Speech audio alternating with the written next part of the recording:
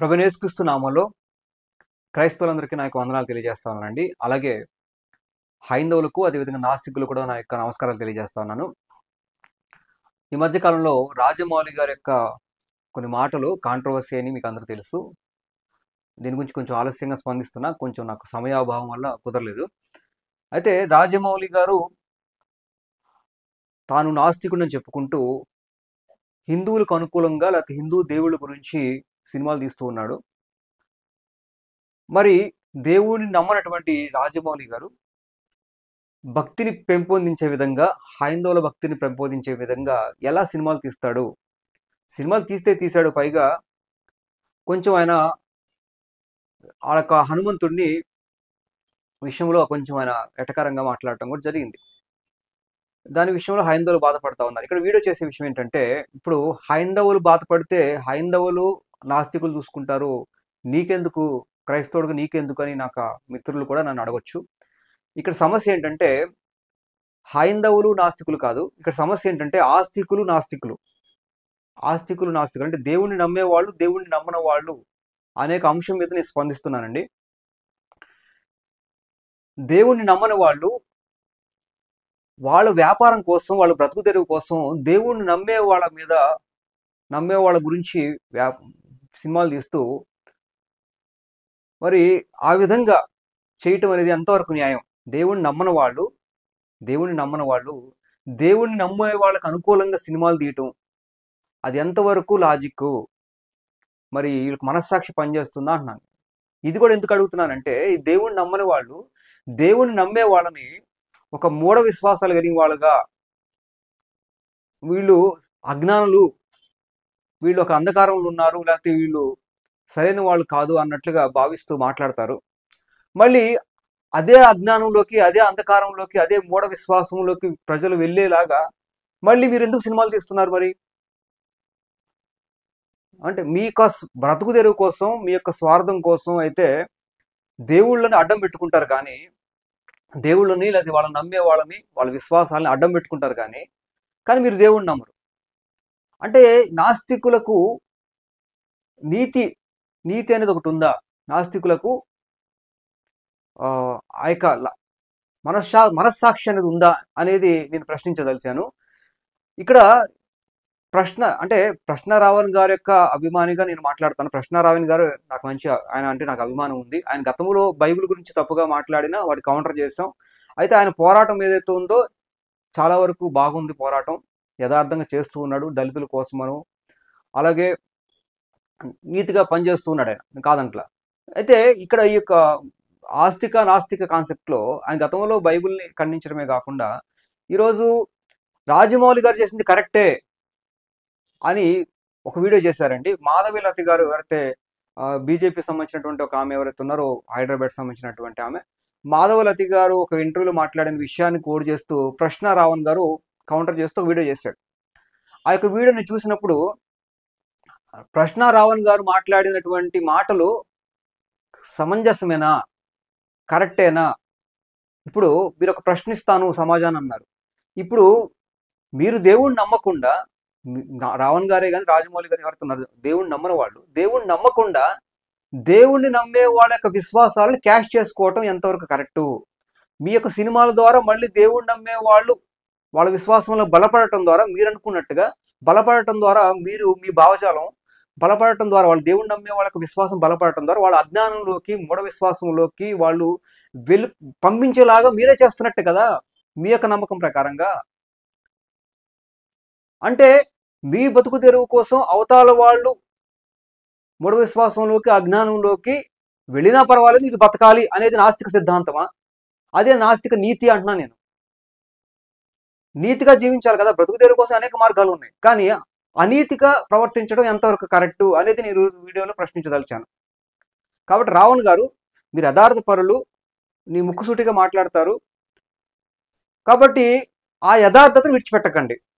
తప్పైతే తప్పని ఖండించండి. ఇప్పుడు నాస్తికులుగా ఉన్న మనము ఆస్తికత్వాన్ని పెంపొందించే విధంగా సినిమాలు కానీ ఆస్తికత్వానికి సంబంధించినటువంటి దాన్ని పెంపొందించే విధంగా చేయకూడదు. సరే, ఆస్తికులను గౌరవించాలి, ఆస్తికులను గౌరవిద్దాం, వాళ్ళ దేవుళ్ళు కానీ వాళ్ళకి సంబంధించిన కుటుంబ సభ్యులు వాళ్ళు గౌరవిద్దాం, కానీ విమర్శించొద్దు, అంతవరకు ఓకే. అంతేగాని ఆస్తికత్వాన్ని పెంపొందించే విధంగా నాస్తికులు ఎలా చేస్తారు అనేది మీరు ఆలోచన చేయాలి. కాబట్టి మీరు యథార్థపరులుగా అందరిని ఖండిస్తున్నారు కాబట్టి, యథార్థపరులుగా మాట్లాడతారు కాబట్టి, ఈ విషయంలో మీరు ఇలాగ మాట్లాడటం నాకు నచ్చలేదండి. ఖండించండి. నాస్తికులుగా ఉన్న మనం ఆస్తికులను గౌరవిద్దాం. అలాగే ఆస్తికులను పెంచే విధంగా, వాళ్ళ విశ్వాసాన్ని క్యాష్ చేసే విధంగా చేయటం ద్వారా మీరు సమాజంలో ఆస్తికత్వాన్ని పెంచిన వాళ్ళు అవుతారు. అప్పుడు మీరు అనుకున్న సిద్ధాంతానికి వ్యతిరేకంగా మనుషులు తయారవుతారు. మీరు ఆ విధంగా మీ యొక్క భావజాలకు వ్యతిరేకంగా మీరు ప్రవర్తిస్తున్నారు అనేది అప్పుడు అవుతుంది కదా. మరి ఈ ప్రకారంగా ఆలోచన చేస్తే రాజమౌళి గారు చేసిన తప్పే కదా. గతంలో తీసినటువంటి బాహుబలి సినిమాలో శివుడు గొప్పతనం గురించి చూపించడమే కానీ, ఇప్పుడు రాబోయే ఏదైతే ఉందో వారణాసి సినిమాలో రామాయణం సంబంధించినటువంటి మహేష్ బాబు రాముడుగా నటిస్తున్నాడు అని నాకు తెలిసింది. మరి ఆ యొక్క విషయాలు వస్తే నాకు పూర్తిగా సినిమాల గురించి అవగాహన లేదు. కానీ మరి రాముడు గురించి, మళ్ళీ రామరాజ్యం గురించి మళ్ళీ సినిమా తీయబోతున్నాడు. మరి దీన్ని చేయడం ద్వారా మరి ఆస్తికుల్ని పెంచే విధంగా, భక్తి పెంచే విధంగా చేయటం అనేది మీ వ్యాపారంలో భాగం అయితే, వ్యాపారానికి కూడా నీతి నియమాలు ఉండాలి కదా అంటున్నాను నేను. అంటే నాస్తికులకు నీతి నియమాలు ఉండవా అనేది వస్తుందన్నమాట ఇక్కడ. ముఖ్యంగా మీరు రావణ్ గారు, మీరంటే అభిమానం ఉంది, గౌరవం ఉంది. మీరు రాజమౌళి గారు చేసిందని కరెక్ట్ అని సమర్థించడం నాకు నచ్చలేదండి. ఎందుకు నచ్చలేదో ముందే చెప్పారు. మీరు నమ్మకుండా నమ్మే వాళ్ళని పెంచడం ద్వారా అంటే వాళ్ళని ఇంకా అంధకారంలోకి, అజ్ఞానంలోకి తీసుకుని వెళ్ళాలనుకుంటున్నారా? అలా చేయటం ఎంతవరకు కరెక్టు? ఖండించండి. ఇప్పుడు రాజమౌళి గారు మీరు నాస్తికులు కాబట్టి ఇంకో స్టోరీస్తో దిగిన ఆస్తికులుగా సంబంధించినటువంటి ఆస్తిక భక్తి పెంచే విధంగా వీడియోస్ చేయబాకండి, సినిమా చేయకండి, అది కరెక్ట్ కాదు. చేస్తూ మనం మళ్ళీ వాళ్ళని ఎటకారం చేయడం ఎంతవరకు కరెక్ట్ అని మీరు ఖండించి వీడియో చేస్తే బాగుండేది.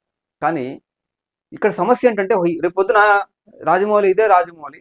ఇప్పుడు రాజమౌళి హనుమంతుడు అంటే నీకేంట్రా బాధ అని, క్రైస్తవుడికి నీకేంట్రా బాధ అని మన సోదరులు అనొచ్చు. హైందవులకు నేను చెప్పే మాటలు బాగా నచ్చుతాయి. క్రైస్తవులు నన్ను అనొచ్చు. నేను ఏంటంటే ఇక్కడ ఈరోజు హనుమంతుడు అన్నాడు, రేపు పొద్దున యేసుక్రీస్తుని అంటాడు.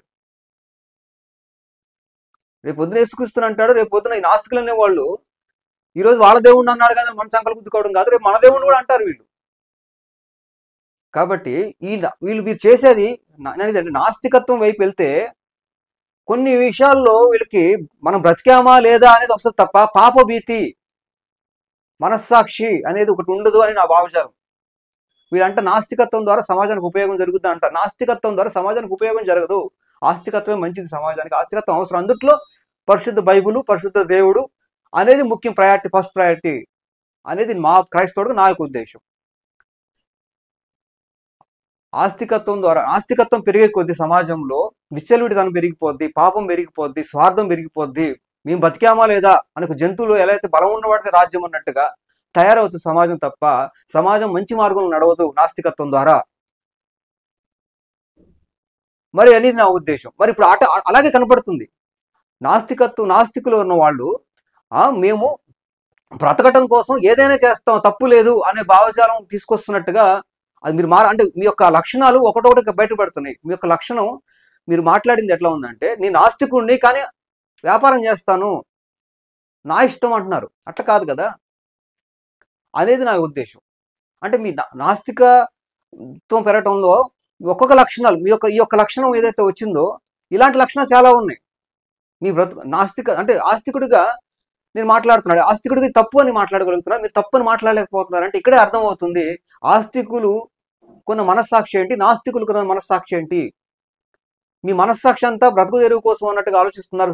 నీతి అలాగే ఒక మనస్సాక్షి, ఒక పద్ధతి ఎంతవరకు మీరు చేసే కరెక్ట్ అనేది ఒక భావజాలను పక్కన పడేసేసి మీరు బ్రతికేమో లేదా అనేది ముఖ్యం వస్తుంది. కానీ ఆస్తికులుగా ఇది కరెక్ట్ కాదు అని ఖండిస్తున్నాం అంటే ఆస్తికులు గొప్పవాళ్ళగా ఉన్నారా, నాస్తికులు గొప్పవాళ్ళగా ఉన్నారా?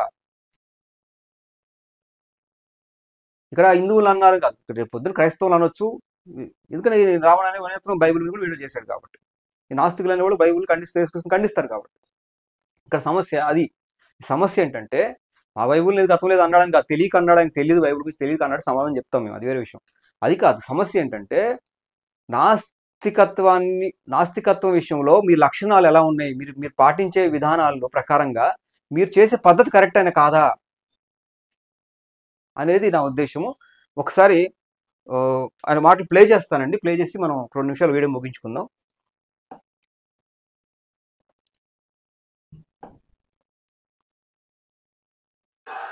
నాకు దేవుడి మీద పెద్ద నమ్మకం లేదండి. గారు వచ్చి ఇందాక హనుమ వెనకాల ఉంటాడు, గుండె దగ్గర నడిపిస్తాడు అని చెప్పారు. ఇలా అయినా అంటే కోపం వచ్చింది, ఇదేనా నడిపించేది అని. ఆయన రాజమౌళి గారు ఏదో బాధతాలు అన్నారు కానీ ఆయన ఉద్దేశం అది కాదని చెప్పి చాలా మంది చెప్తున్నారు. కొంతమంది అలా కాదు వ్యతిరేకిస్తున్నారు. ఇక్కడ సబ్జెక్ట్ అది కాదు. దేవుణ్ణి నమ్మని వ్యక్తి, దేవుణ్ణి నమ్మే వ్యక్తులకు అనుకూలంగా సినిమా తీయటం ఎంతవరకు న్యాయము? మీ మనస్సాక్షి కరెక్టేనా? మీ లాజిక్ కరెక్టేనా? ఇలాంటి విధానం కరెక్టేనా? కరెక్ట్ కాదు. కానీ కరెక్ట్ కాకపోయినా మీరు అది చేస్తున్నారంటే నాస్తిక లక్షణం అలాంటిది అనేది నా క్వశ్చన్. తర్వాత ప్రశ్న రావాలి, అసలు ఆయన సమర్థిస్తూ ఏ విధంగా మాట్లాడారో చూద్దామండి. వీళ్ళ దగ్గర ఏమంటారంటే, నువ్వు దేవుడు అంటే నమ్మకం ఉన్న వ్యక్తులు ఎవరైతే ఉన్నారో వాళ్ళు నమ్ముతున్న దేవుడి మీదే కదా నువ్వు సినిమా చేస్తుంది, మరి ఇలా మాట్లాడితే ఎట్లాగా, అంటే వాళ్ళ మనోభావాలను దెబ్బతీస్తే ఎట్లాగా, అది నీ వ్యక్తిగతం కాదు కదా అని అంటారు. అవునా? నేనేమంటానంటే, మాధవీలత గారు, మీరు మీరు మీ పార్టీ వాళ్ళందరూ కూడా భారతీయ జనతా పార్టీ అనే పార్టీ ఓట్లు అడుక్కుంటప్పుడు మాకు హిందువులు మాత్రమే ఓట్లేయండి అని అడుక్కోట్లా. భారతదేశ ప్రజల ముందుకెళ్ళి ప్రతి మతస్థుడిని, ప్రతి కులస్తుడిని వెళ్ళి మీరు ఓట్లు అడుగుతున్నారు. భారతదేశంలో బ్రతుకుతున్న, ఈ పెద్ద భారతదేశంలో బ్రతుకుతున్న 130, 140, 150 కోట్ల మంది ప్రజలు ఎవరైతే ఉంటారో వీళ్ళందరినీ కూడా ఓట్లేయండి అని అడుక్కుంటున్న మీరు ఒక మతాన్ని మాత్రమే భుజాన వేసుకొని మోగుతూ ఆ హేట్లన్నీ కూడా, హేట్ స్పీచెస్ ని ప్రజల్లోకి తీసుకెళ్తున్నారే, మరి ఆ ముస్లిమ్స్ కి, క్రిస్టియన్స్ కి మీరు జవాబుదారీ కాదా? ఇది ఎక్కడ లాజిక్? మరి ఇది ఎక్కడ లాజిక్? నాకు అర్థం కాల. ముందుకెళ్దాం. ఇక్కడ రావణ్ గారు చెప్పేది ఏంటంటే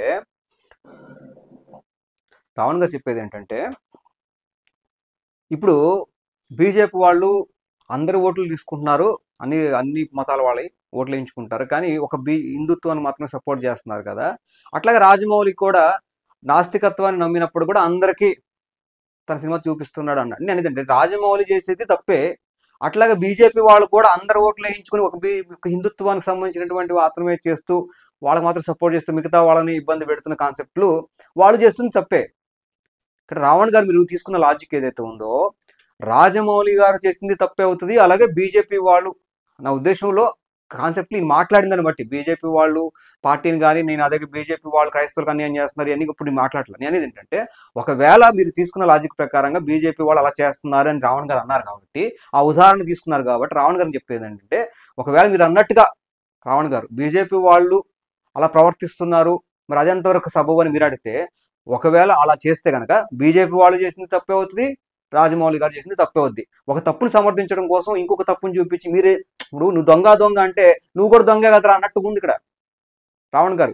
మీరు చాలా జ్ఞానవంతులు, చాలా తెలివైన వాళ్ళు, కానీ మీరు ఏదో వీడియో చేయాలని తాపత్రత చేస్తున్నారు తప్ప ఒక్కసారి మనసు కరెక్ట్ అంటే మీరు కరెక్ట్ చేసుకోండి. నా వీడియో చూసి మనం చేసే కరెక్టా కాదా ఈ విషయంలోనే ఒకసారి కరెక్ట్ చేసుకోండి. మీ మనస్సాక్షి మీరు కరెక్ట్ చేసుకొని ముందు రోజులు అలాంటి తప్పిదం జరగకుండా మంచి మార్గంలో ఉంటారని కోరుకుంటున్నా. అది తర్వాత బొమ్మలు చేసేవాడు నాస్తికుడు అవ్వచ్చు, హేతువాది అవ్వచ్చు, ఇస్లాం లో ఉన్న వ్యక్తి అవ్వచ్చు, క్రిస్టియానిటీలో ఉన్న వ్యక్తి అవ్వచ్చు, ఇంకా ఎవడైనా కావచ్చు, హిందువే కావచ్చు.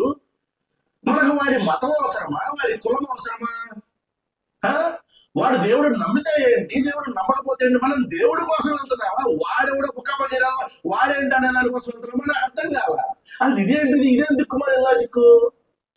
ఇక్కడ ఏమంటున్నాడంటే, విగ్రహాలు చేసి అమ్ముతారు కదా, హిందూ దేవుడు విగ్రహాలు చేసి అమ్ముతారు కదా, వాడు నాస్తికుడు అయినా సరే ఎవడు ఏ మతం పడితే మనకు అనవసరం, మనం కొనుక్కుంటున్నామా, మన దేవుడు పూజించుకుంటున్నామా అని కదా చూడాలి అని రావణ గారు చెప్తున్నారు. నేను ఏంటంటే వాడిది కూడా తప్పే. అంటే వాడి నాస్తికత్వం వాడిని బతికించట్లేకపోతుంది. వాడి నాస్తికత్వం ఆస్తికత్వానికి అనుకూలంగా మారి వాడు అమ్ముకొని వాడు బతుకుతున్నాడు. వాడి నాస్తికత్వం వాడిని బతికించలేకపోతుంది. వాడి నాస్తికత్వం ఆలోచన ప్రకారం వాడు బతకలేకపోతున్నాడు సమాజంలో. తీరాగరికి వాడి గతి ఏంటంటే ఆస్తికుల మీద పడి బతకటమే వాడి యొక్క బతుకు తెరువు అవుతుంది. అది ఎంతవరకు కరెక్టు అనేది నా ప్రశ్న.